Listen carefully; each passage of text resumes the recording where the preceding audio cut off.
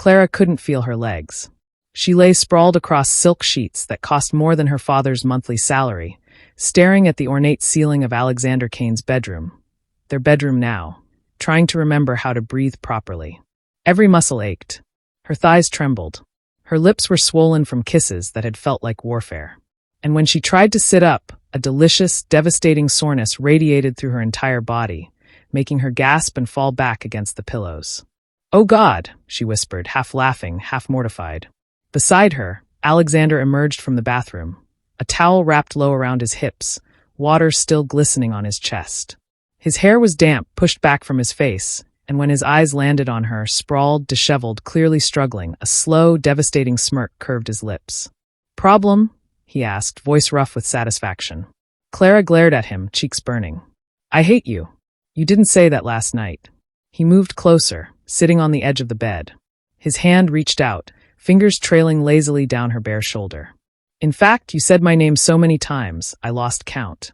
Heat flooded her face. You're impossible. And you," he leaned down, his lips brushing her ear, "tested me one too many times." His hand slid beneath the sheets, resting possessively on her hip. "But you got what you wanted, didn't you? You wanted to know if the rumors were true. If I was truly indifferent." Clara's breath hitched as his fingers traced slow circles on her skin. "Well," his voice dropped dangerously low. "Are you satisfied with your answer?" She wanted to say something sharp, something defiant. But her body betrayed her, arching slightly toward his touch, craving more even though she could barely move. "I can't walk," she admitted, voice small. Alexander's smirk widened. Good. She tried to sound outraged, but it came out breathless. "It means," he said, pulling back just enough to look into her eyes, "that you'll remember this every time you think about testing me again." His thumb brushed across her bottom lip. "You wanted fire, Clara. I gave you an inferno." And God help her, he had.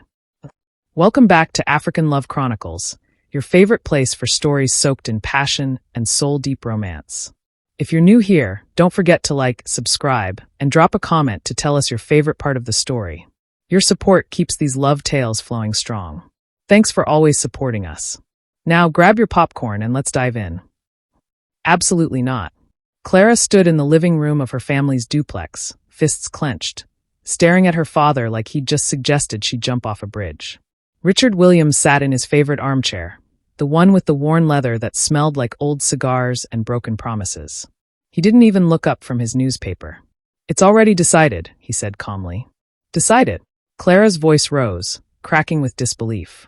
"Decided? Dad, you can't just decide who I marry like I'm some kind of property." Her mother, Evelyn, appeared in the doorway holding a tray of tea.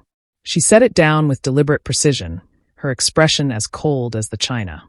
"Lower your voice, Clara. The neighbors." "I don't care about the neighbors." Clara whirled toward her mother. "You want me to marry Alexander Kane, a man I've never even met, a man everyone says is."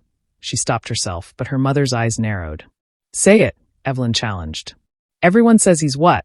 Clara's jaw tightened. "Gay. Everyone says he's gay, Mom. That he only dates men. That this whole marriage thing is just a cover-up so people stop asking questions." Silence. Then her father finally lowered his newspaper, and the look in his eyes made Clara's stomach sink. "Let me tell you something about Alexander Kane," Richard said slowly, deliberately. "He is worth over 15 billion naira. He owns half of Victoria Island. His company controls more real estate than anyone in this country. And he has agreed generously to marry you." He leaned forward. "Do you understand what that means for this family? For you?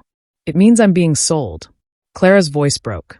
Tears burned her eyes, but she refused to let them fall. "It means you're trading me like cattle because you made bad business deals and now you need his money to bail you out." Her father's face darkened. "Watch your mouth." "No." Clara stood straighter, even though her legs shook. I won't marry him, Dad. I don't care how rich he is. I don't care what people say. I love someone else." The words hung in the air like a bomb. Her mother's teacup froze halfway to her lips. Her father's expression went dangerously blank. "Who?" he asked, voice deadly quiet. Clara swallowed hard. Daniel Okonkwo. We've been seeing each other for over a year. He's nothing," her mother spat, slamming down her teacup. "A nobody with no future, no prospects, no. He makes me happy, Clara shouted, tears finally spilling over. He makes me laugh. He actually sees me, Mom. He doesn't care about money or status or what the neighbors think. He just loves me. Evelyn crossed the room in 3 sharp strides and grabbed Clara's chin, forcing her to meet her eyes. Love, she hissed, doesn't pay bills. Love doesn't keep a roof over your head. Love doesn't save your father's company from bankruptcy. Her grip tightened. You will marry Alexander Kane. You will smile. You will be the perfect wife. And you will forget about this boy you think you love. Clara wrenched herself free, stumbling backward. I won't do it. I won't. But even as she said it, she saw the truth in her father's eyes. The resignation. The desperation. They had already sold her. The contract was already signed. That night, Clara lay in her small bedroom, staring at the ceiling fan that creaked with every rotation. Her phone buzzed. Daniel, meet me tomorrow? Usual spot? Her chest ached. She wanted to say yes. Wanted to run into his arms and tell him everything. Beg him to take her away, to fight for her, to save her. But a darker, more realistic voice whispered in her mind. Daniel can't save you. He doesn't have the power. He doesn't have the money. He's just a boy, and you're about to become the wife of a king. She typed slowly, can't tomorrow. Family stuff. I'll explain soon. His reply came instantly. Everything okay? Clara stared at the message, tears blurring her vision. No, nothing was okay. Nothing would ever be okay again. She didn't respond. Alexander Kane stood in his corner office on the 40th floor, hands clasped behind his back, staring out at the sprawling cityscape below. The sun was setting, painting the sky in shades of amber and crimson, but he barely noticed. His assistant Marcus stood near the door, holding a leather folder. The Williams family has agreed to all terms, sir. The wedding is scheduled for 6 weeks from now. Alexander didn't turn around. And the girl? Clara Williams, 23 years old. Graduated top of her class in English literature from the University of Lagos. No scandals, no social media drama. By all accounts, she's quiet. Quiet, Alexander repeated, the word tasting strange in his mouth. Meaning? Marcus hesitated. Meaning she's not like the women you usually encounter. She's not looking for fame or attention. From what our sources say, she doesn't even want this marriage. That caught Alexander's attention. He turned slowly, eyebrows raised. She doesn't want it? Her father is in debt. Significant debt. This marriage is essentially a business transaction to save his company. Miss Williams reportedly has a boyfriend, some university student. She's resistant. A slow smile curved Alexander's lips.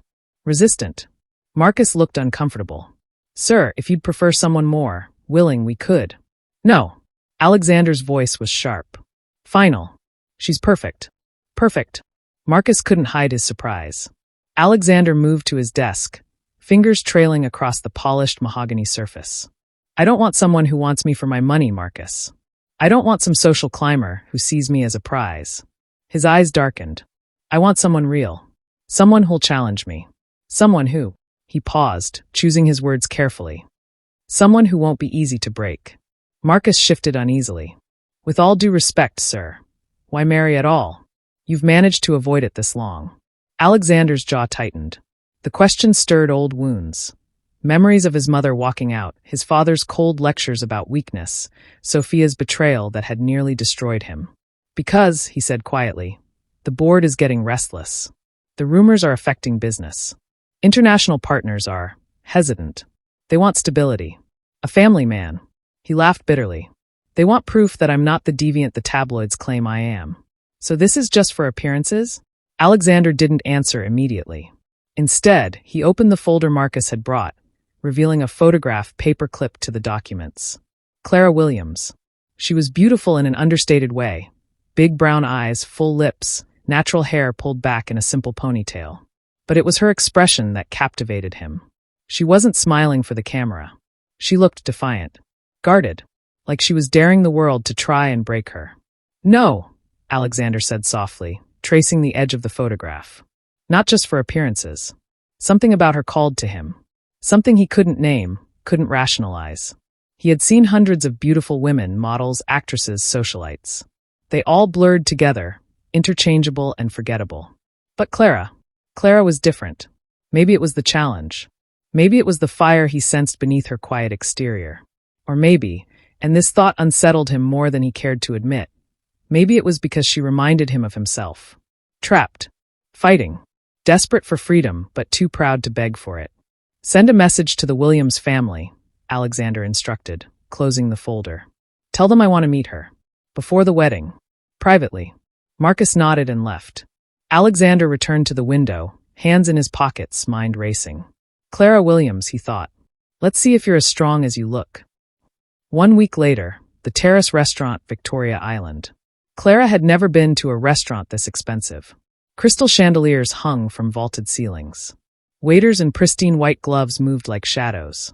Every table was set with silverware that probably cost more than her entire wardrobe. She felt like an imposter. Her mother had insisted she wear a specific dress, navy blue, modest but elegant, with her hair styled in loose curls. First impressions matter, Evelyn had said, fixing Clara's collar for the 10th time. Smile. Be polite. Don't embarrass us. Now Clara sat alone at a corner table, hands folded in her lap, trying not to fidget. And then he walked in. Alexander Kane. Clara had seen pictures, of course. Grainy tabloid shots, professional headshots on business websites. But nothing prepared her for the reality of him. He was overwhelming. Tall, easily over 6 feet. Broad shoulders that filled out his tailored black suit perfectly. Sharp jawline, high cheekbones, and those eyes. Gray-brown, intense, like they could see straight through her. He moved with the confidence of a man who owned everything he touched. Heads turned as he passed. Whispers followed in his wake. And then those piercing eyes locked onto hers. Clara's breath caught. He approached the table with measured steps, and when he stopped in front of her, he didn't smile. Didn't offer pleasantries. He just studied her. Clara Williams, he said. His voice was deep, smooth, with an edge that made her spine straighten. Mr. Kane, she replied, proud that her voice didn't shake. Alexander, he corrected, pulling out the chair across from her and sitting without waiting for permission. We're going to be married. Formality seems pointless. Clara blinked. No greeting. No small talk. Straight to business. Fine. Two could play that game. Then let's skip the pretense, she said, meeting his gaze head-on. You don't want this marriage any more than I do. So why are we here? For the first time, Alexander's expression shifted. The faintest flicker of surprise before his mask slid back into place. Bold, he murmured. I was told you were quiet. You were told wrong. A pause. Then, impossibly, his lips curved into the ghost of a smile. Good. Clara frowned. Good. I don't need a doormat, Clara. I need. He leaned back, fingers steepled beneath his chin. A partner. Someone who can stand beside me without falling apart under pressure. You mean someone who can play the perfect wife while you... She gestured vaguely. Do whatever it is you actually do behind closed doors. His eyes darkened. Careful. Why? Clara leaned forward, emboldened by anger and desperation. Everyone already thinks they know your secrets, Alexander. The rumors, the whispers, they follow you everywhere. So tell me, are they true? Silence. The air between them crackled with tension so thick it was suffocating. Alexander's jaw clenched. His fingers tightened almost imperceptibly. And when he finally spoke, his voice was low, dangerous. What do you think? Clara's heart pounded. This was it. Her chance to get answers, to understand the man she was being forced to marry. I think, she said slowly, that you've built an empire on control. That you've let people believe whatever keeps them at a distance. And I think, she hesitated, then pushed forward. I think you're lonely. The word hung between them like a confession. Alexander's expression went utterly blank. For a moment, Clara thought she'd gone too far, that he would stand up and leave, and this entire charade would explode before it even began. But then he laughed. It was a short, humorless sound, but it was real. Lonely, he repeated, shaking his head. You're perceptive. I'll give you that. So I'm right. His gaze sharpened. Does it matter? In 5 weeks, you'll be my wife regardless of what you think you know about me. It matters to me, Clara insisted. I need to know if I'm marrying a stranger or... She swallowed hard. Or someone who might actually see me as a person, not just a contract. For the first time since he'd sat down, Alexander's expression softened. Just a fraction, barely noticeable. Then let me make something clear, he said quietly. This marriage will be real, Clara. Not in the way your romantic novels describe, perhaps. But real. You'll have everything you need. Protection. Security. Freedom within limits. Freedom within limits, Clara echoed bitterly. That's not freedom. It's more than most people have. He stood, buttoning his suit jacket. I'll see you at the altar. Wait. But he was already walking away, leaving Clara alone with an untouched glass of wine and more questions than answers. That night, Clara stared at her phone, Daniel's name glowing on the screen. She should call him. Should tell him everything. Should beg him to run away with her, to fight for them, too. But what would that accomplish? Daniel had no money, no power, no way to stand against a man like Alexander Kane. If she dragged him into this, she'd only destroy him too. So instead, she typed a message she'd been avoiding for days. I can't see you anymore. I'm sorry. Please don't ask why. Just please move on. She hit send before she could change her mind. 3 dots appeared immediately. Then, Daniel, Clara, what's going on? Talk to me. Please. Tears streamed down her face as she turned off her phone. Some loves, she realized, weren't strong enough to survive reality. And hers had just become another casualty of her father's ambition. 5 weeks later, Eco Hotel Grand Ballroom. Clara stood in the bridal suite, surrounded by makeup artists, hairstylists, and her mother's incessant critiques. Smile more. Stand straighter. Don't cry, you'll ruin your makeup. But Clara barely heard her. She stared at her reflection in the floor-length mirror, barely recognizing the woman staring back. The dress was exquisite, pure white lace, fitted bodice, flowing train. Her hair was swept up in an elegant updo, adorned with tiny pearls. She looked like a princess from a fairy tale. But fairy tales didn't feel like this. They didn't taste like ash in your mouth. They didn't make your chest ache with every breath. You look beautiful, Clara, her mother said, adjusting her veil. But there was no warmth in her voice. Just satisfaction. Alexander will be pleased. Alexander will be pleased. As if that was all that mattered. A knock on the door interrupted her spiraling thoughts. One of the coordinators peeked in. It's time. Clara's stomach dropped. The grand ballroom was a sea of faces, politicians, business moguls, socialites. Everyone who was anyone in Lagos had come to witness the union of Alexander Kane and Clara Williams. Clara walked down the aisle on her father's arm, forcing one foot in front of the other. The music swelled. The guests stood. And at the end of the aisle, Alexander waited. He looked devastating in his black tuxedo, every inch the powerful CEO the world knew him to be. But when their eyes met, Clara saw something flicker in his gaze, something almost like regret? No, she must have imagined it. The ceremony passed in a blur. Vows she didn't mean. Rings she didn't want. And then came the moment she'd been dreading. You may now kiss the bride. Alexander stepped closer. His hand cupped her face, tilting her chin up. And for one breathless moment, Clara thought he might actually kiss her properly, give the audience the show they expected. But instead, his lips brushed her cheek. Soft, chaste, almost tender. The crowd erupted in applause, but Clara heard the whispers underneath. He didn't even kiss her properly. Maybe the rumors are true after all. Poor girl. Humiliation burned through her veins. Alexander's hand found hers, squeezing once, firm, possessive. And when he led her back down the aisle as husband and wife, Clara felt like she was walking toward a cage. The reception was worse. Clara sat at the head table beside Alexander, smiling until her face hurt while guest after guest offered congratulations that felt hollow. Alexander played his part perfectly. Charming, attentive, the picture of a devoted husband. But Clara noticed the distance. The careful way he never touched her beyond what was required. The way his eyes scanned the room like he was looking for an escape. During their first dance, Clara finally whispered, "You could at least pretend to want to be here." Alexander's grip on her waist tightened. "I could say the same to you. This wasn't my choice. And you think it was mine?" His voice was low, meant only for her. "We're both playing roles, Clara. The only difference is I'm better at it." She wanted to slap him, wanted to scream. But instead, she smiled up at him as the photographer's flash went off, capturing a perfect moment of a perfect lie. The mansion was even more intimidating than Clara had imagined.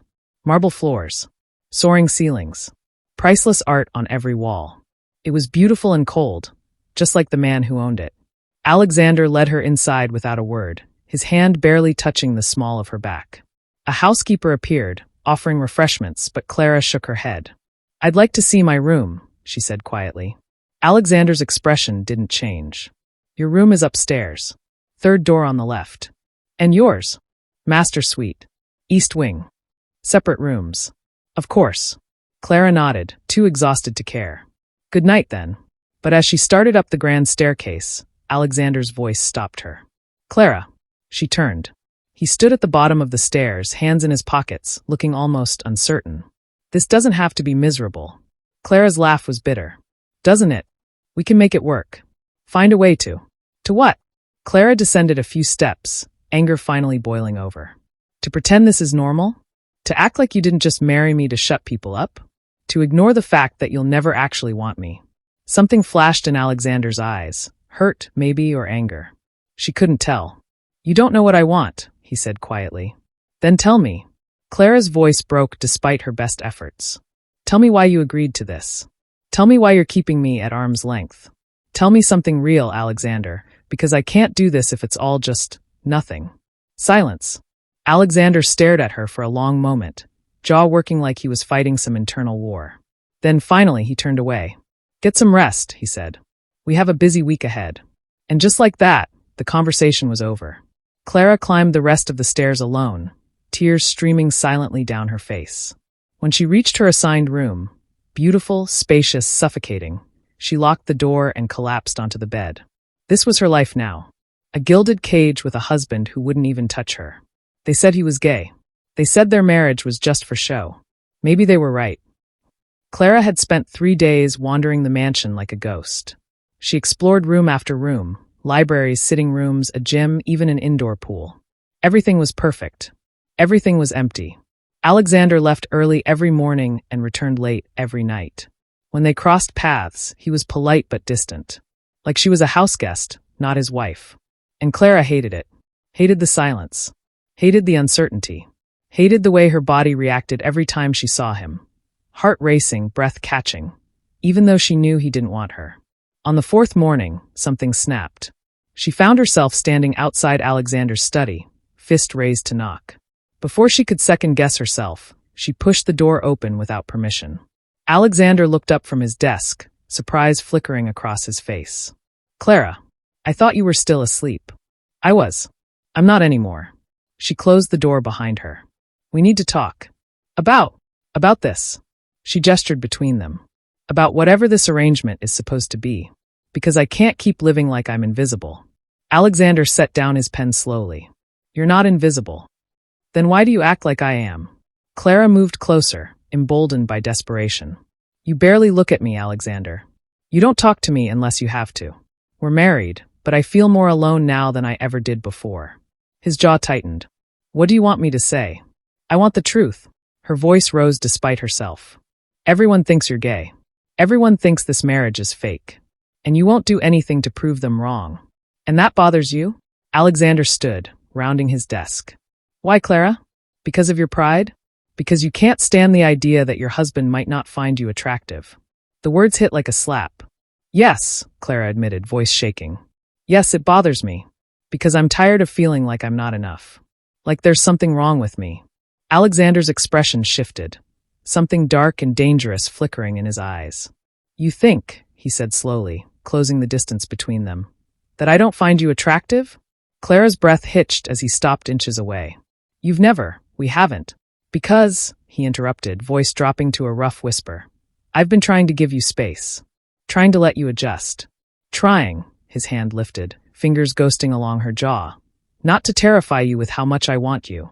The world tilted. Clara's heart slammed against her ribs. What?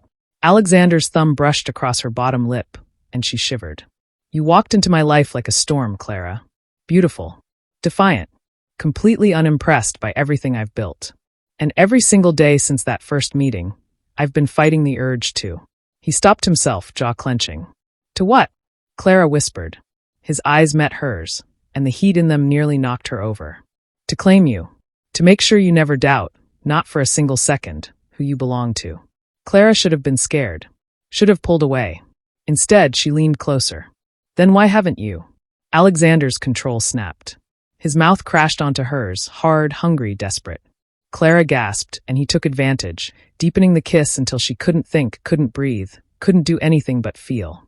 His hands gripped her waist, lifting her onto the edge of his desk. Paper scattered. She didn't care. Her fingers tangled in his hair, pulling him closer, needing more. You want truth? Alexander growled against her lips. Here's your truth. I haven't touched you because I knew once I started, I wouldn't be able to stop. He kissed her again, rougher this time, and Clara felt herself unraveling. Alexander, she breathed. Say it again. Alexander. He pulled back just enough to look at her, eyes blazing. You're mine, Clara. Say it. She should have refused.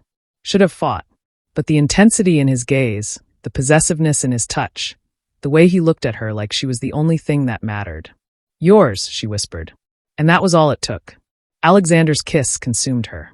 There was nothing gentle about it, nothing tentative. It was raw hunger unleashed, years of restraint burning away in seconds. His hands gripped her waist almost painfully, anchoring her to the desk as his mouth moved against hers with devastating precision. Clara's mind went blank. Every thought, every doubt, every carefully constructed wall she'd built around her heart crumbled to dust. She kissed him back with equal fervor, her fingers tightening in his hair, pulling him impossibly closer. When he finally pulled back, they were both breathing hard. His forehead rested against hers, his eyes closed, jaw clenched like he was fighting for control. Clara, he said, voice rough. If you want me to stop, you need to tell me now. Because in another minute, I won't be able to. Clara's heart thundered in her chest. Every rational part of her brain screamed that this was too fast, too intense, too overwhelming. They barely knew each other. This marriage was supposed to be a business arrangement. She was supposed to hate him. But God help her, she didn't. She didn't hate the way his hands felt on her skin. Didn't hate the way he looked at her like she was something precious and dangerous all at once. Didn't hate the fire he ignited in her blood. Don't stop, she whispered. Alexander's eyes snapped open, searching hers for any hint of doubt. Whatever he saw there made something fierce and possessive flash across his face. You're sure? Yes. He didn't need to be told twice. His mouth found hers again, but this time he took his time. The desperate urgency gave way to something deeper, more intentional. He kissed her like he was memorizing the taste of her, like he wanted to learn every sound she made, every shiver that ran through her body. His hands moved to her thighs, spreading them so he could step between them. The intimacy of the position made Clara gasp, and Alexander swallowed the sound with another kiss. Do you have any idea, he murmured against her lips, his hands sliding up her sides, how hard it's been? Watching you walk around this house, knowing you were sleeping just down the hall, and not being able to touch you. Then why didn't you? Clara breathed, her head tilting back as his mouth moved to her neck. Because I needed you to want this. His teeth grazed her pulse point, making her shudder. I needed you to come to me. To choose this. I'm choosing it now, Clara said, her voice barely above a whisper. Alexander pulled back to look at her, his gray-brown eyes dark with desire, but also something softer.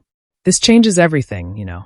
Once we cross this line, there's no going back to separate rooms. No more pretending we're just business partners.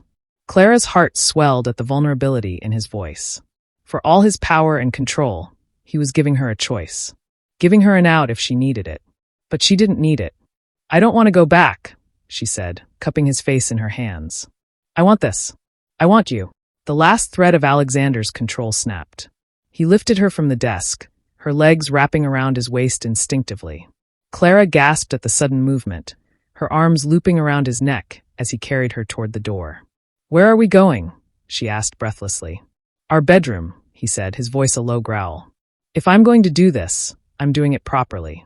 You deserve better than a desk in my study. The possessiveness in his words, our bedroom, not his, sent a thrill through Clara's entire body. He carried her through the hallways with purposeful strides, his mouth never leaving hers for long. When they reached the master suite, his room that she'd never even seen, he kicked the door open and carried her inside. The room was massive. A king-sized bed dominated the space, covered in dark sheets that looked impossibly soft. Floor-to-ceiling windows showed the glittering city lights below. Everything was masculine and elegant, just like the man holding her. Alexander set her down gently on the edge of the bed, then stepped back. Clara looked up at him, confused. What? I need to know you're sure, he said, his voice strained. One more time, Clara. Tell me you want this. She could see the tension in his body, the way his hands clenched and unclenched at his sides. He was giving her every opportunity to change her mind, even though it was clearly killing him. The realization made something warm bloom in her chest. This powerful, controlled man was holding himself back for her, putting her comfort, her choice, above his own desire. Clara stood, closing the distance between them. She reached for the buttons of his shirt, her fingers trembling slightly, but determined. "I want this," she said, meeting his eyes as she undid the first button. "I want you. Stop asking and show me." Alexander's restraint shattered completely. His hands were everywhere, tangling in her hair, cupping her face, sliding down her back. He kissed her like he was drowning and she was air, like he'd been starving for her and could finally feast. Clara's dress had a zipper at the back, and Alexander found it quickly, sliding it down with agonizing slowness. The fabric pooled at her feet, leaving her in nothing but her undergarments. For a moment, Alexander just looked at her. His gaze traveled over her body with such intensity that Clara felt it like a physical touch. Heat rushed to her cheeks, and she fought the urge to cover herself. "Beautiful," he murmured, his voice reverent. "So damn beautiful." Then his mouth was on hers again, and they fell onto the bed in a tangle of limbs and desperate touches. Alexander's shirt joined her dress on the floor, followed by the rest of their clothes until there was nothing between them. Clara had never felt anything like this. The weight of him pressing her into the mattress, the heat of his skin against hers, the way every nerve ending in her body seemed to light up at his touch. "Clara," Alexander breathed against her neck, his hands roaming her body with reverent attention. "Tell me if I hurt you. Tell me if you need me to slow down." "Don't you dare slow down," Clara gasped, her nails digging into his shoulders. He laughed low and dark, and the sound sent shivers down her spine. "Careful what you wish for." What happened next was a blur of sensation and emotion. Alexander was everywhere, his mouth, his hands, his body moving against hers with a rhythm that felt both ancient and brand new. He was demanding but attentive, pushing her higher and higher while watching her face like he wanted to memorize every expression. Clara had imagined her first time would be awkward, maybe even painful. But Alexander made it feel like worship, like she was something sacred he'd been waiting his entire life to claim. When he finally joined their bodies completely, Clara cried out, not from pain, but from the overwhelming rightness of it. The feeling of being filled, claimed, possessed by this man who had been a stranger just weeks ago. "Okay," Alexander asked, his voice strained, his body trembling with the effort of holding still. "More than okay," Clara breathed. "Don't stop." "Never," he promised, and then he moved. Hours later, Clara lay sprawled across the bed, her body humming with satisfaction and exhaustion. Her muscles ached in ways she'd never experienced, her lips were swollen from endless kisses, and she was pretty sure she had marks all over her neck and shoulders. She'd never felt so thoroughly, deliciously wrecked.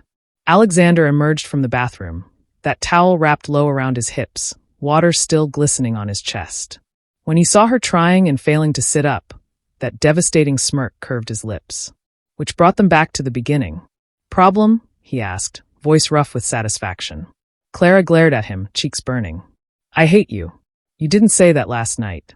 He moved closer, sitting on the edge of the bed.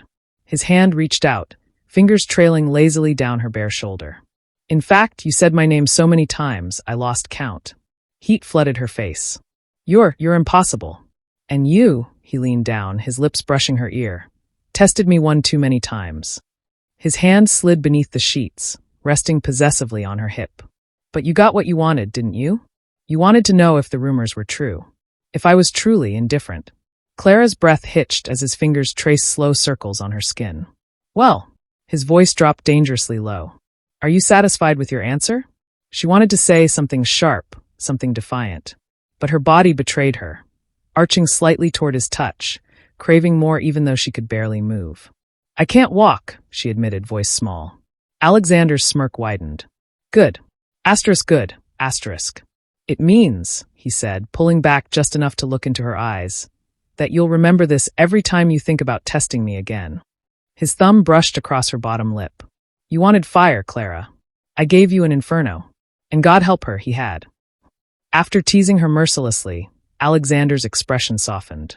He stood and disappeared into the closet, returning moments later with one of his dress shirts. "Arms up," he instructed gently. Clara obeyed, too exhausted to argue, and he slipped the shirt over her head. It was massive on her, falling almost to her knees, and it smelled like him, sandalwood and something uniquely Alexander. "There," he said, his hands lingering on her shoulders. "Now you're decent." "Decent?" Clara laughed weakly. I look like I've been through a war. My favorite kind of war, Alexander murmured, pressing a kiss to her temple. Then, before she could protest, he scooped her up in his arms. What are you doing? Clara yelped, clinging to his neck. You said you can't walk. So I'm carrying you. Alexander, I was exaggerating. Were you? He raised an eyebrow, and Clara's protest died on her lips because no, she really couldn't walk properly. He carried her to the bathroom, where he'd already drawn a bath. The massive tub was filled with steaming water and what looked like expensive bath salts. Rose petals floated on the surface. Clara stared at it in amazement. You did this while you were trying to remember how your legs work, Alexander said with that infuriating smirk.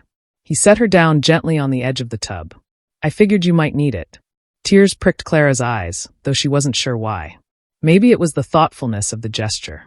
Maybe it was the way he looked at her, not with the cold distance of before, but with genuine tenderness.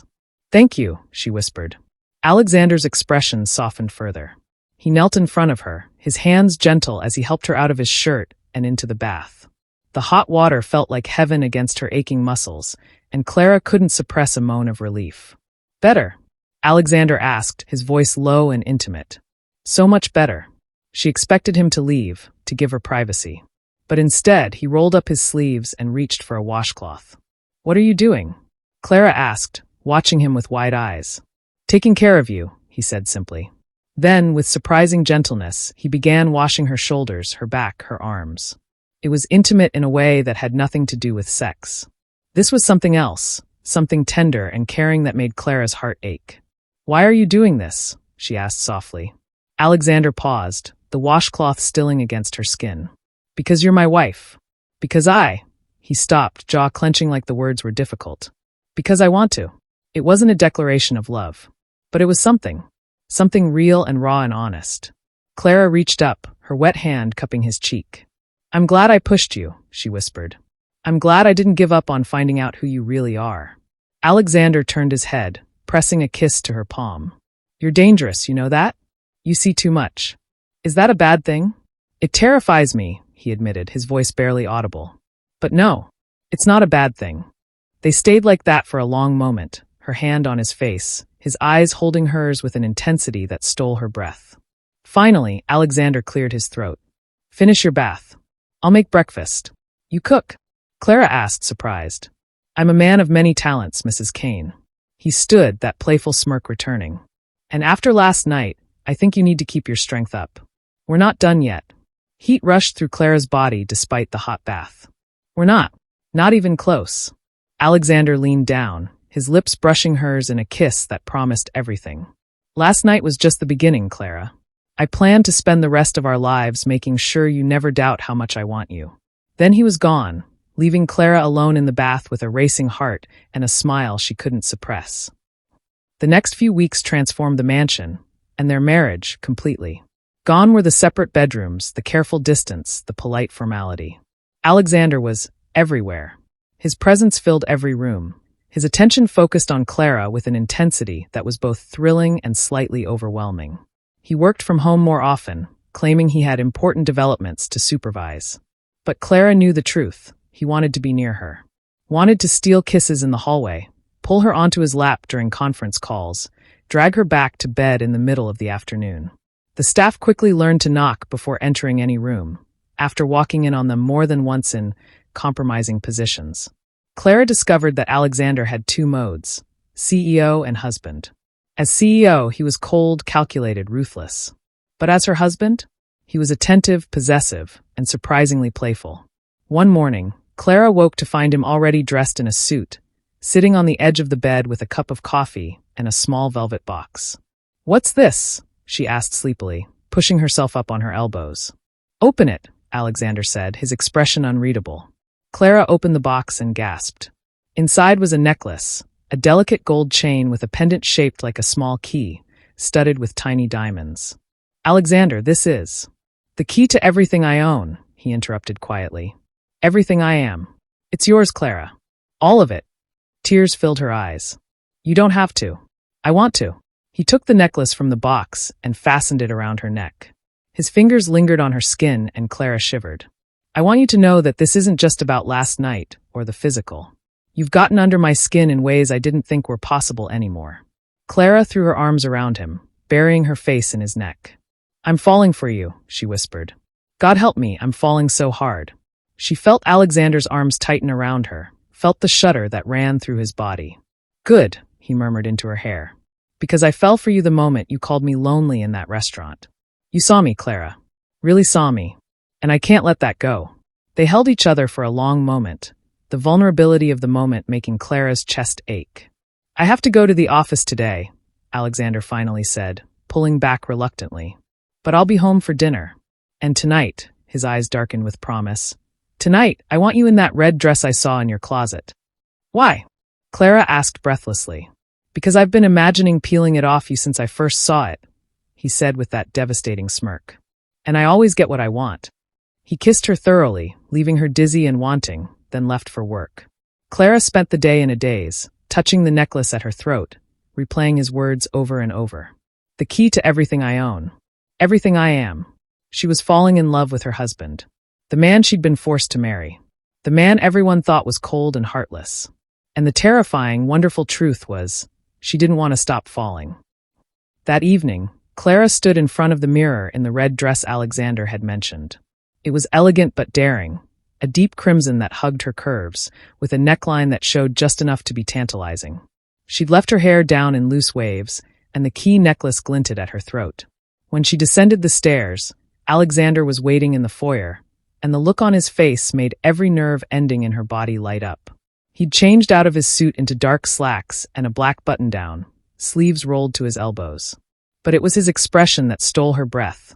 Raw hunger mixed with something deeper, something that looked almost like awe. Clara, he breathed, meeting her at the bottom of the stairs. His hands settled on her waist, pulling her close. You're going to kill me in that dress. That was the plan, Clara said with a shy smile. Cancel it, Alexander murmured, his lips finding her neck. I'd rather live long enough to do very dirty things to you in that dress first. Clara laughed, her hands sliding up his chest. You said dinner. Dinner can wait. His mouth claimed hers in a kiss that made her knees weak. I have something more important to do first. He led her to the dining room, but instead of the formal table, he'd set up an intimate setting by the floor-to-ceiling windows. Candles flickered, casting warm light over a table set for two. Beyond the glass, the city lights sparkled like stars. Alexander, Clara whispered, overwhelmed. This is beautiful. You're beautiful, he corrected, pulling out her chair. This is just a backdrop. Dinner was incredible, multiple courses that Clara barely tasted because she was too focused on the man across from her. Alexander told her stories about building his empire, about the early days when he'd had nothing but ambition and anger. She told him about her childhood, about the dreams she'd had before her parents' debts changed everything. They talked and laughed, and somewhere between the main course and dessert, Clara realized something profound. She was happy. Not just content, not just satisfied. Genuinely, deeply happy. After dinner, Alexander led her to the couch by the windows, pulling her into his lap. His arms wrapped around her, his chin resting on her shoulder as they looked out at the city. I need to tell you something, he said quietly. Clara's heart skipped. Okay, when I agreed to this marriage, it was supposed to be business. A way to shut up the board, stop the rumors, maintain my reputation. His arms tightened around her. But then I met you. And you were angry and defiant, and so damn beautiful it hurt to look at you. And I knew I was in trouble. Clara turned in his arms to face him. What kind of trouble? The kind where I started wanting things I'd sworn I'd never want again. His hand came up, cupping her face with surprising gentleness. The kind where I started caring. And that terrified me, Clara. Because the last time I cared about someone, they destroyed me. Sophia, Clara said softly. Alexander's jaw clenched. She taught me that love was weakness. That trusting someone was the fastest way to lose everything. So I built walls. Made myself untouchable. Let people believe whatever they wanted about me as long as it kept them at a distance. And then I came along, Clara whispered. And then you came along, he agreed, a ghost of a smile on his lips. And you bulldozed every wall I'd spent years building. You demanded truth. You saw through every defense. And instead of running away when you found out who I really was, his voice cracked slightly. You stayed. Tears filled Clara's eyes. Alexander, I'm falling in love with you, he said, the words coming out rough and urgent. Hell, I think I've been falling since that first dinner. And it terrifies me because I don't know how to do this. I don't know how to be vulnerable without expecting it to blow up in my face. Clara's heart felt too big for her chest. She kissed him softly, tasting salt from tears she didn't realize she'd shed. I love you too, she whispered against his lips. I know it's fast. I know it's crazy. But I do. I love you, Alexander Kane. All of you. The CEO, the husband, the broken parts you try to hide. All of it. Alexander made a sound that was half laugh, half sob. He buried his face in her neck, his arms crushing her against him. Say it again, he demanded, his voice muffled. I love you. Again. I love you, Alexander. He pulled back, his eyes suspiciously bright. Then he kissed her with such tenderness, such overwhelming emotion, that Clara's tears fell freely. You're mine, he said fiercely. Say it. I'm yours. Forever. Forever, Clara promised. And when Alexander carried her upstairs, when he made love to her with a reverence that made her soul ache, Clara knew she'd made the right choice. This marriage might have started as a business arrangement, but it had become something else entirely. It had become love. The shift in their relationship didn't go unnoticed. 2 weeks later, Alexander insisted they attend a charity gala together. Clara wore a stunning emerald gown, and Alexander couldn't keep his hands off her. His palm constantly at her lower back, his fingers laced through hers, his lips finding her temple whenever he thought no one was watching. But everyone was watching. The whispers started immediately. Did you see the way he looks at her? That's not a loveless marriage. Maybe we were wrong about him. Clara noticed the stares, the confused expressions, the way conversations stopped when they approached. But she didn't care. Not when Alexander pulled her close for a slow dance. Not when he whispered in her ear all the things he planned to do to her when they got home. Not when he kissed her in full view of the cameras. Let them stare. Let them wonder. She was done caring about rumors. But not everyone was happy about their obvious happiness. Halfway through the evening, a woman approached them. Tall, elegant, with sharp features and calculating eyes that Clara recognized immediately from photos. Sophia. Alexander's ex. Alexander, Sophia purred, her red lips curving into a smile that didn't reach her eyes. It's been too long. Alexander's entire body went rigid. His arm tightened around Clara's waist protectively. Sophia. And this must be the new wife. Sophia's gaze raked over Clara with barely concealed disdain. How quaint. Tell me, dear, did you sign a prenup? Or are you smart enough to know this won't last? That's enough, Alexander said, his voice dangerously low.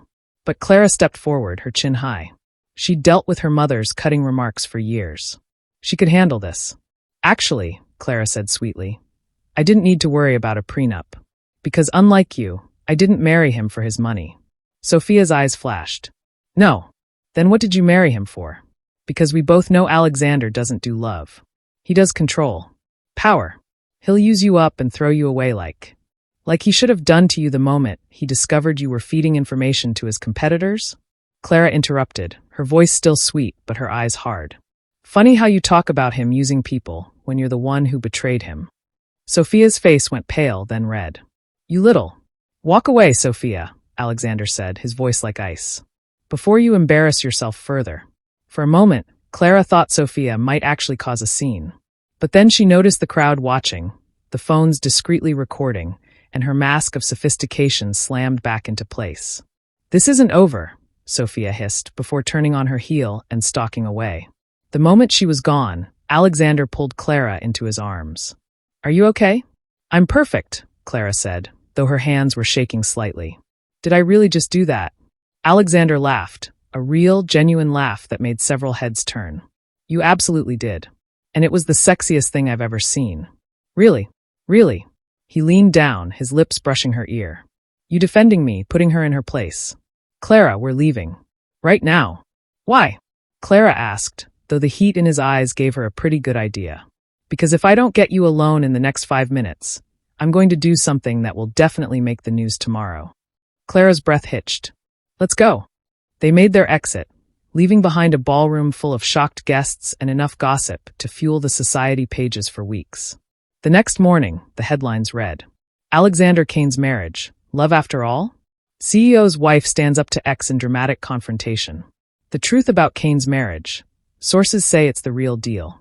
Clara read them over breakfast, Alexander's arm wrapped around her waist as he read over her shoulder. "Are you upset?" she asked. "About all the attention?" "No," Alexander said, pressing a kiss to her neck. "Let them talk. Let them know that you're mine and I'm yours. Let the whole world know I'm completely, irrevocably in love with my wife." Clara turned in his arms, her heart overflowing. "I love you too." "Good," Alexander murmured against her lips. "Because you're stuck with me forever, Mrs. Kane. No takebacks." "Wouldn't dream of it," Clara whispered. And she meant it. 6 months later, Clara stood in Alexander's study, their study now, looking out at the city she'd once viewed as a prison. Now it looked like possibility, like home. Strong arms wrapped around her from behind, and she smiled as Alexander's chin came to rest on her shoulder. "What are you thinking about?" he asked. "How much has changed?" Clara said softly. 6 months ago, I thought my life was over. I thought I was being sold into a loveless marriage with a man who would never see me as anything more than a contract.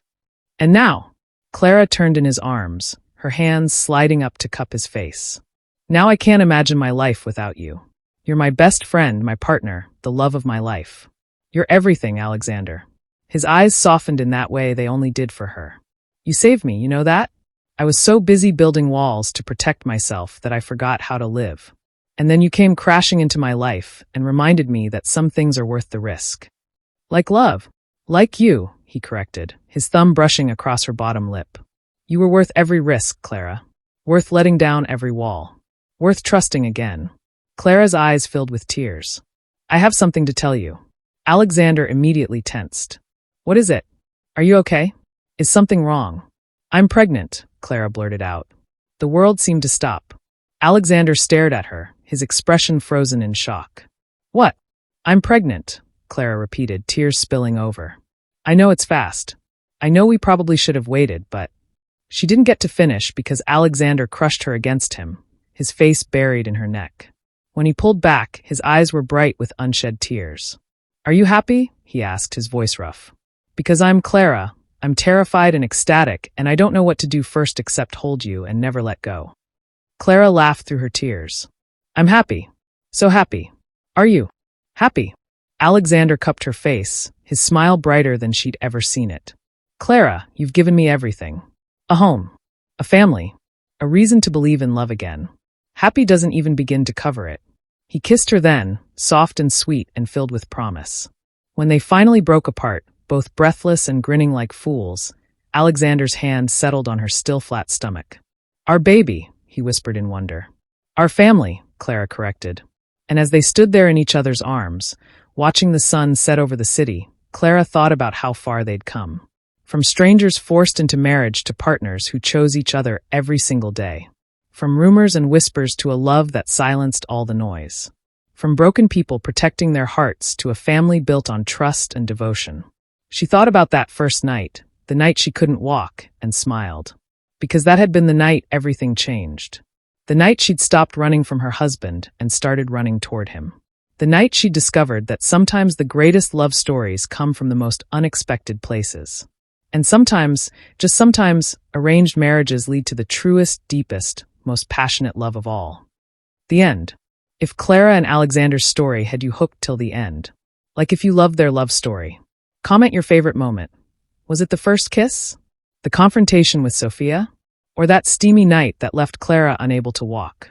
Subscribe for more passionate, emotional romance stories that'll keep you up all night. Share with someone who loves dramatic love stories with happy endings. Your support helps us create more stories like this. Every like and comment matters. Thanks for watching. Kisses.